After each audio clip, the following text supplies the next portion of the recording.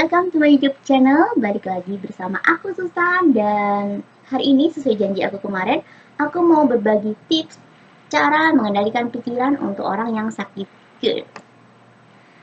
Kalau orang yang sakit GERD lagi sensasi, ada rasa mengganjal, dada sesek, ya kan, kayak asam lambung naik, terus ulu hati sakit, nyeri, perut pegal, terus kedinginan, keringet dingin, macam-macam, lemes, keliengan yang paling sering ya.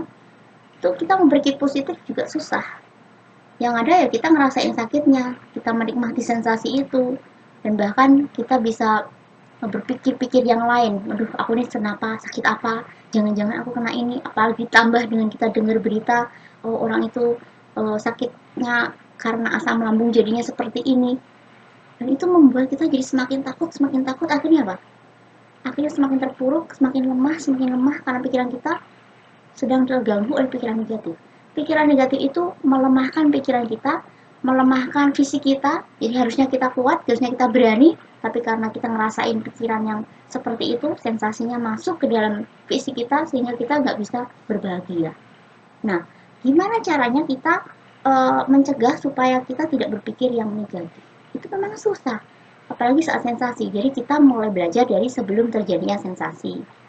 Ketika Anda bangun tidur, pertama kali Anda bangun, baru buka mata ini, langsung berdoa. Jangan sampai kita berpikir dulu, baru berdoa. Langsung berdoa, langsung datang kepada Tuhan.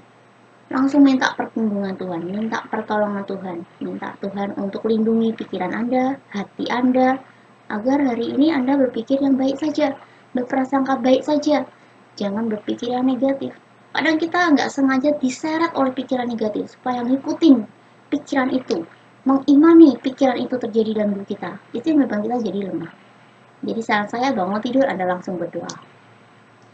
Yang kedua, mulailah dari hal-hal yang sederhana. Misalnya, Anda sedang makan, ya sudah makan aja. Makan sambil ngalamun, mikirin, duh, kemana ya habis ini, kemana ya habis ini.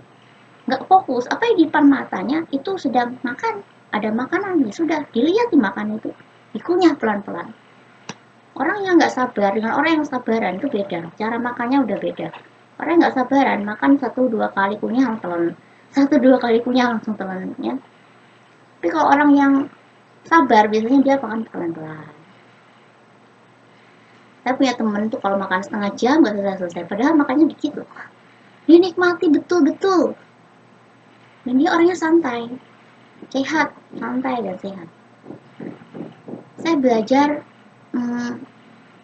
untuk lebih rileks. Waktu itu saya bekerja di sebuah kantor.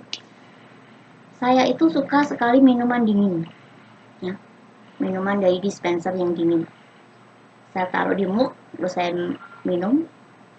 Teman saya depan-depan gini kan, kantornya sekat-sekat. Teman saya lihat saya minum di mug itu, dia pikir saya lagi minum apa. Saya minum air putih itu kayak minum sirup atau minum apa. Dari orang itu melihat, loh kok dinikmati banget, padahal cuma minum air putih gitu. Orang lihatnya, loh itu apa gitu, minum air putih, tapi kenapa kamu minumnya itu kayak minum sesuatu yang enak gitu. Jadi belajar menikmati dari hal-hal yang kecil. Kalau lagi makan, jangan sambil nonton TV, jangan sambil lihat HP, ya. Kita makan ya makan aja, jalan, coba jalan lah, jalan tuh pelan-pelan, jalan dinikmati ya. Kecuali kalau kita lagi buru-buru, gimana supaya nggak buru-buru, ya kita prepare dulu lah, diatur jamnya kan, kita bisa mengatur segala sesuatunya kan. Nah, ini maksud saya untuk kategori kita mau sembuh ya. Jadi bukan pada saat kita lagi buru-buru atau apa. Nah, berpikir yang positif, berpikir yang fokus itu membantu kita berpikir positif. Dan yang ketiga, tolak semua berita-berita yang justru buat Anda parno. Misalnya nih, ada teman yang suka sekali, merasa terhibur sekali kalau dia itu melihat orang lain itu menderita. Misalnya kita lagi curhat nih sama teman kita, dia merasa badannya sehat, ya. Dia curhat, aku lagi masa ini mual dan ini, hati-hati loh kamu, nanti kamu kena penyakit ini loh, kena penyakit ini loh. Pernah ya ngalami kayak gitu ya, ada teman kita curhatin, dia justru nggak membangun, nggak memotivasi, tapi justru menakut-nakuti Anda. Nanti jangan-jangan kamu seperti itu loh. Hati-hati, kamu harus periksa ini. Aduh, Kalau ketemu orang yang model begini ya, dia tuh merasa terhibur sebenarnya dengan penderitaan kita. Jadi dia tuh suka sekali menanggap orang lagi sakit. Jadi saran saya adalah kalau Anda menghadapi orang seperti ini, Anda harus punya pengendalian diri yang kuat. Jangan dimasukkan ke dalam hati dan pikiran. Anda harus bilang tolak. Ah enggak. Tolak langsung. Tengking. Gak bisa. Itu tidak akan mempengaruhi Anda. Karena Anda bisa mengenai kondisi kan. Doa, saya sakit itu karena apa? Dia telusuri dulu. Sakit-sakit itu karena mungkin karena saya telat makan. Mungkin saya karena. Tapi kan eh, saya sakitnya ini nggak separah itu. Misalnya cuman mual, nggak sampai muntah lah, masih masa mual, cuma sensasi anxiety disorder, panic attack kayak gitu aja. Kenapa dipikirin jantung dan lain-lain? Kalau Anda pernah EKG, pernah cek kesehatan dan normal semua, nggak usah takut dengan omongan orang yang justru buat Anda lemah gitu loh. Ya, jadi dari situ kita bisa belajar untuk berpikir yang baik, berpikir yang positif. Jangan mudah terpengaruh. Cuekin aja orang mau ngomong Anda kurus, mau ngomong Anda penyakitan, nggak usah dianggap gitu loh. Anda harus punya hati yang berbesar hati ya sebenarnya. Hati yang besar. Kenapa? Kalau Anda hatinya sudah kecil, mengecil, makin kecil, makin terpuruk, nggak sembuh-sembuh, akhirnya apa? Semakin menggerogoti hidup Anda gitu. Hati yang gembira adalah obat yang manjur, tapi semangat yang patah mengeringkan tulang. Ya, jadi mulai sekarang belajar untuk happy, belajar untuk fokus. Melakukan segala sesuatu itu harus satu-satu. Nggak bisa kita main semua harus dilakukan kerjakan sekarang, harus selesai sekarang. Itu perfeksionis. Kurangi dulu perfeksionisnya. Ya, kita belajar untuk tidak menekan diri kita. Wah, ini kejar target nih, harus kayak gini, harus kayak gini.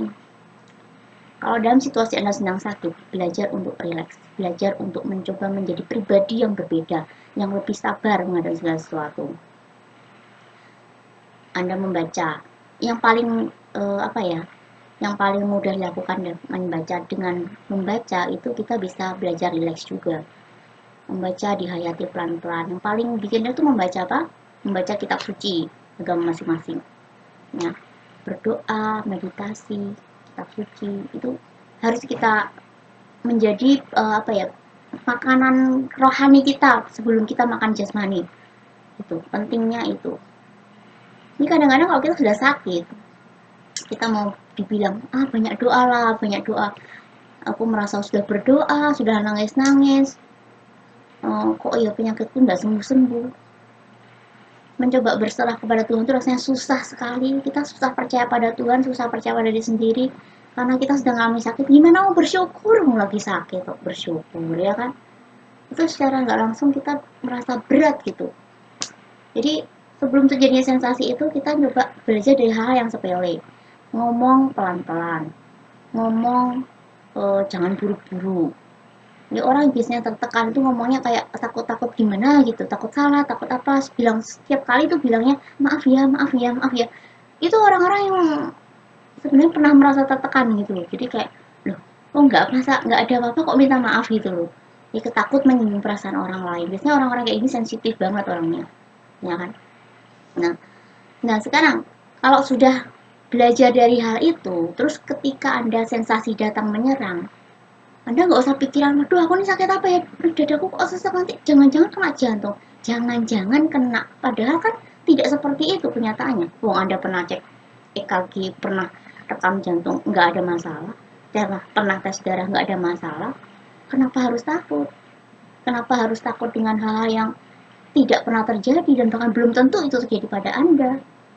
Ya, saya pernah dan sering banget tanya kepada teman-teman di grup saya, apakah kamu ada keluhan muntah mual? Muntah? Nggak ada. Ya udah, kalau nggak ada muntah ya nggak ada indikasi iritasi lambung. Kalau mau tahu itu iritasi atau ada erosi ya harus endoskopi. Untuk mengetahui lebih pasti kondisi kita, kita harus periksa ke dokter. Jadi kalau sudah diperiksa tidak ada masalah, normal semua, itu berarti perlu ditanya, Anda sedang tertekan kah? Anda sedang banyak pikiran kah? Ada kasus misalnya nih, saya punya temen dulu waktu masih sekolah, dia ini dipaksa orang tuanya untuk sekolah di sekolah A. Dia nggak mau sebenarnya, dia stres, dia nggak suka ke sekolah itu. Dia tuh pengennya ke sekolah B, karena di sekolah B itu banyak teman-temannya dari SD, ini SMP ceritanya. Nah, selama 3 tahun di sekolah itu, dia tuh sakit batuk, nggak sembuh-sembuh. Diobatin ke dokter manapun nggak ada yang bisa nyembuhin dia. Tapi begitu dia lulus dari SMP ke SMA, sembuh sendiri. Oh, batuknya itu. Jadi kita bisa lihat di sini bahwa pikiran itu bisa mempengaruhi kesehatan fisik. Pikiran yang tidak tenang, pikiran yang tertekan. Ada lagi teman saya, dia ini sehat kalau kumpul dengan keluarganya. Kalau dekat sama keluarga itu ada rasa nyaman. Wah, aku dekat sama keluarga aku sekarang. Aku nyaman, aku tidak sakit. Kalau dia jauh dari orang yang dicintai, dari keluarganya, dia sakit-sakitan. Ini namanya penyakit apa ya? Penyakit malah rindu nih ke rumah. Kalau bukan sakit getih, ini penyakit rindu, penyakit kepengen deket sama orang yang dikasihi. Tapi tuntutan pekerjaan tidak membuat dia nyaman. Akibatnya apa? Stres. Mau mindahin keluarganya deket sama dia, dilema, nggak bisa. Mau dia pindah kerjaan nggak mungkin. Jadi itu dilema itu yang tidak terselesaikan. Jadi mau nggak mau kita harus bisa mengendalikan pikiran kita. Kalau memang kenyataannya harus jauh ya sudah, kita harus bisa ikhlas, harus bisa rela, sabar. Wong ya jauh, wong ndak istilahnya selama kita masih hidup kan masih bisa bertemu, istilahnya seperti itu. Jadi nggak usah nggak usah berpikir yang apa ya. Kita belajar untuk ikhlas menerima kenyataan gitu. Nah, sekarang gimana caranya supaya ketika kita sensasi datang, kita udah misalnya udah jaga tapi tiba-tiba sensasi datang itu kan nggak diundang ya, tiba-tiba datang. Gimana kita mau berpikir positif? Tenang, tenang, tenang. Yang pertama itu adalah tenang. Tarik nafas panjang, keluarin pelan-pelan. Latihan pernapasan perut ya. Bernapas lewat perut. Itu bukan lewat hidung atau lewat mulut, tapi bernapas pernapasan perut. Jadi perutnya digembungin, dikempresin, berusaha untuk rileks. Anda bisa dengerin musik-musik instrumen yang merilekskan. Nanti saya kasih link di description di bawah, kasih link itu musik instrumen yang sering saya dengar kalau misalnya saya lagi stres ya. Itu menenangkan sekali. Anda bisa cari di YouTube atau dimanapun yang bisa bikin Anda rileks, tenang. Musik-musik yang menenangkan jiwa. Kalau Anda punya uang mungkin Anda bisa konsultasi dengan psikiater atau ke psikolog atau Anda ikut hipnoterapi atau apa, Anda terserah lah, pokoknya segala sesuatu dilakukan. Nah, kalau tidak punya dana yang besar, mungkin Anda bisa belajar untuk mendaftar apa saja yang membuat saya bahagia. Saya tuh bahagia kalau apa? Saya bahagia kalau sembuh. Nah, sekarang gimana caranya supaya sembuh? Anda belajar untuk mengendalikan pikiran itu. Jadi selain jaga makan, jaga pikiran, dan gaya hidupnya dibenerin. Olahraga, supaya apa? Peredaran darah itu lancar, sirkulasi darah kita itu lancar. Nah, jadi pikiran yang positif itu nanti akan membuat tubuh Anda merespon yang positif juga. Kalau yang dimasukin pikiran negatif, tubuh Anda merespon negatif. Jadi sel-sel yang tidak baik itu akan menyerang sel-sel yang baik gitu. Nah, bagaimana solusi agar kita ini bisa berpikir yang positif? Yang aku tadi bilang, kita harus berpikir, mulai belajar memikirkan hal-hal yang baik sekalipun yang datang pada Anda tidak sesuai harapan. Belajar berpikir positif. Misalnya Anda sudah bikin janji dengan klien, tiba-tiba batal. Dalam hati itu nyesel ya, kecewa. Nah, kita harus bisa menghilangkan rasa kecewa itu dengan bersyukur. Oh, mungkin ada maksud Tuhan di balik semua ini.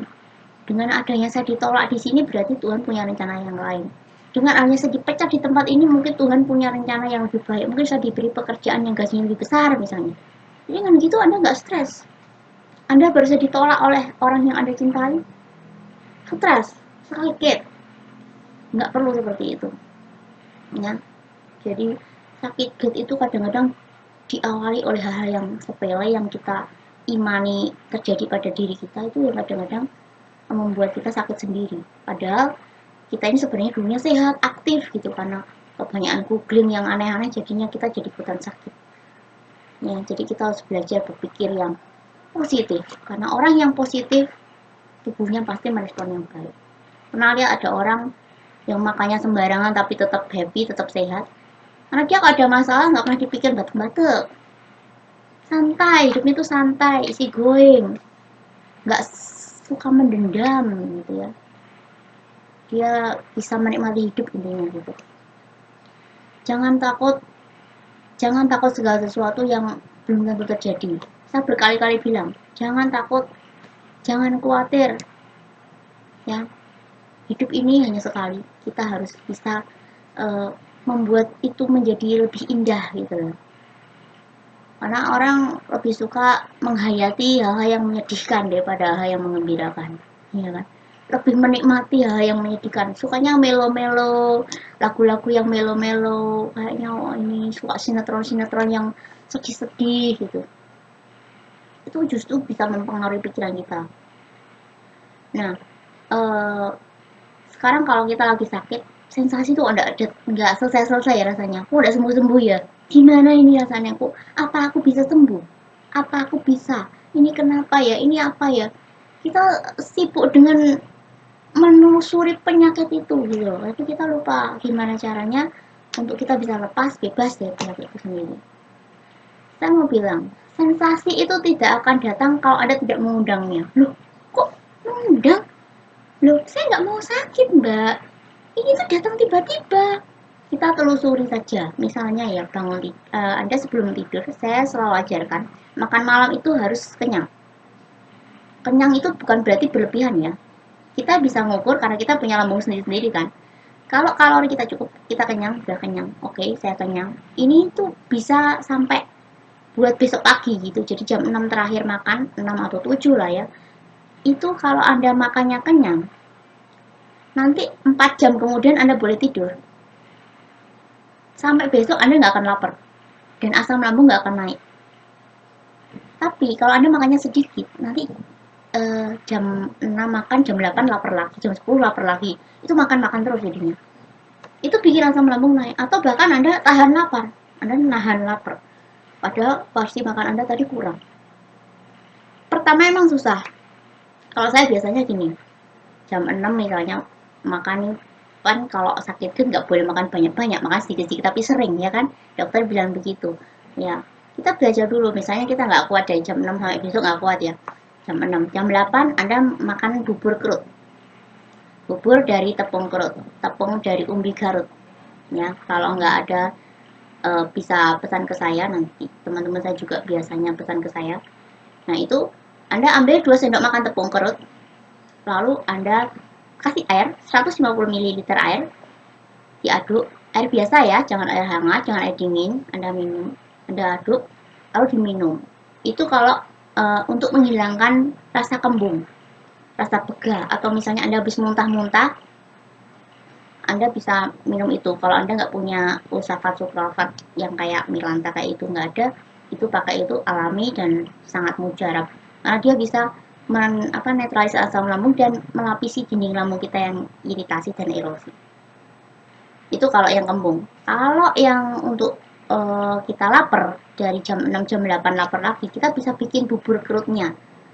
Ya sama ukurannya. Kalau misalnya kalian kurang kenyang dengan 2 sendok makan, bisa ditambah 3 atau 4. Jadi tinggal di kelipatannya aja, dari 2 sendok dengan 150 ml. Kalau 4 sendok ya 300 lah ya. Diaduk terus dimasak di kompor. Kita bisa taruh gula aren, langsung dimakan. Itu nggak apa-apa. Nanti jam 10 Anda bisa tidur. Yang penting itu kenyang dulu. Asam lambung nggak akan naik kalau Anda eh, ini polanya betul gitu loh. Nah, yang kedua, jangan telat makan. Jadi dalam sehari itu Anda harus punya pola jam-jam tertentu makan. Saya punya patokan 7 12 7. 7 ke 12 ini di antara jam 7 dan jam 12, di antara jam itu, jam 10 itu Anda harus makan buah. Jadi cemilan yang saya sarankan adalah cemilan buah atau bubur kerut atau serbuk kedelai ya, terserah. Ya, yang penting jangan biskuit, jangan roti, biskuit model apapun lah. Karena kalau gluten itu justru akan membuat Anda jadi nggak sembuh-sembuh ya. Kita harus hindari namanya gluten itu. Buah aja, buah sebarang, yang penting yang manis ya. Buah pisang-pisang raja, kalau buah naga yang merah, kalau pir-pir yang hijau. Itu caranya. Terus yang kedua adalah minum super green food. Ini sangat bagus sekali untuk memperbaiki pencernaan. ya. Perbaiki pencernaan kamu dengan super green food ini. Kalau Anda misalnya kurus nih pengen gemuk, Anda bisa minum ini karena ini menambah nafsu makan. Caranya adalah 2 jam setelah Anda makan, Anda ambil 5 butir super green food. Sebenarnya kalau sakit aturannya adalah 10 tablet. Nanti kalau ada kaget tuh minum tablet kok banyak banget. Anda bisa minum 5 aja. 5 pagi, 5 malam ya. 2 jam setelah makan pagi, Anda minum ini. Lalu 2 jam setelah makan malam, Anda minum ini. Dijamin Anda pasti badannya lebih segar, bangun tuh lebih enak, tidur lebih nyenyak, nafsu makan Anda pasti bertambah. Nanti kalau pencernaan sudah baik dengan minum ini dan bubur kerut tadi yang saya bilang, nanti otomatis pencernaan baik itu makanan apa aja masuk jadi ini ya, jadi energi, jadi vitaminnya banyak, jadi kita bisa sehat gitu loh. Jadi otomatis berat badan kita akan bertambah sendiri dan sensasi-sensasi yang kita rasakan tuh nggak ada gitu loh. Jadi orang kalau sudah sehat ya sensasi pasti hilang sendiri. Jadi kita nggak usah pusing dengan sensasi gitu. Anggap saja ya emang aku lagi sakit, sensasi itu datang. Sensasi datang karena kita ngundang tanpa kita sengaja. Misalnya kita coba-coba icip-icip rasa enakan dikit, makan yang pantangan. Tiba-tiba makan pantangan, terus kita merasa, loh kok tiba-tiba ganjil ya, aku habis makan apa tadi? Oh iya, aku tadi makan. Oh iya, aku tadi makan pantangan. Oh, aku cuma ngambil sedikit toh. Misalnya opor ayam, aku ambil ayamnya udah tak cuci kok. Misalnya ambil rendang udah tak cuci kok, tapi itu namanya bumbu udah meresap, mau gimana lagi ya, yang namanya pedes mau dikasih lombok utuhan atau apa ya, itu sudah masuk bumbu udah merasuk, itu udah bikin sakit sendiri gitu.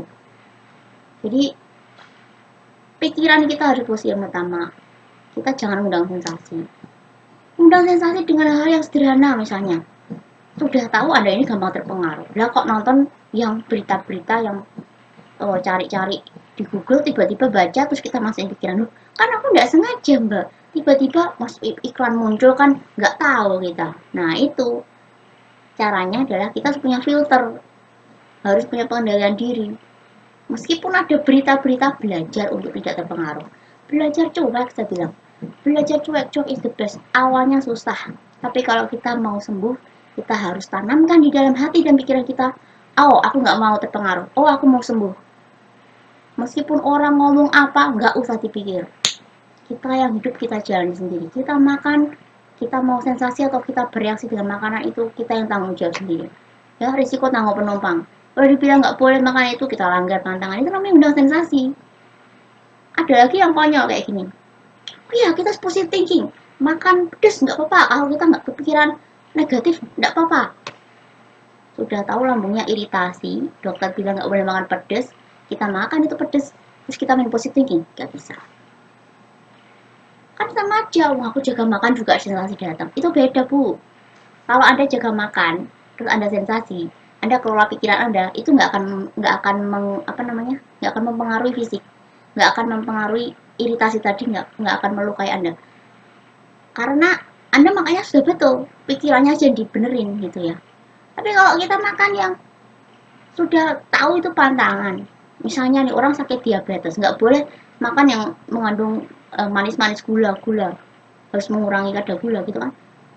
Tapi kita sengaja makan brownies atau apa, ya itu namanya menyiksa diri sendiri. Kita main positif ini nggak bisa lah ya, jadi jangan konyol istilahnya. Jadi harus harus belajar untuk tadi aku bilang, prevent, lebih baik mencegah daripada kita mengobati. Oke?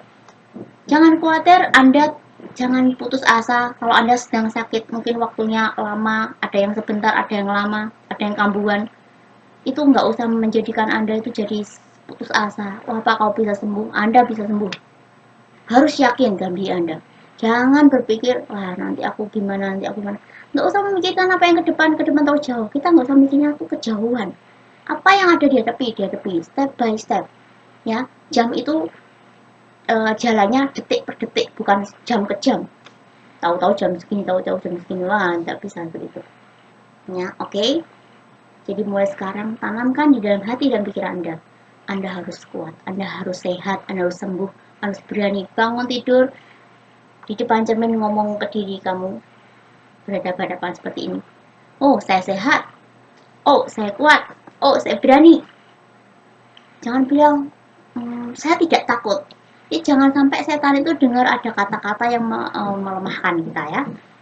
Jadi berusaha untuk fighting, berusaha untuk semangat, spirit setiap hari. Kalau Anda optimis, Anda bahagia, itu menguatkan otot les Anda dengan secara alami. Kalau misalnya Anda pengen otot les Anda menguat, cara yang paling gampang buat dirimu bahagia, itu sudah pasti bisa. Tapi kalau Anda misalnya pengen makanan apa yang bisa bikin otot les saya menguat, makan daun kenikir. Direbus, jangan lama-lama, kasih garam supaya pahitnya itu hilang, bisa dipakai untuk lalapan. Dan saya punya tips lagi yang kedua adalah kalau Anda sedang kembung, begah, perutnya begah, nggak ada cemilan, cemilan habis semua. Ambil selembar kol mentah. Loh, kol kan bergas. Ya, bergas kalau dimasak.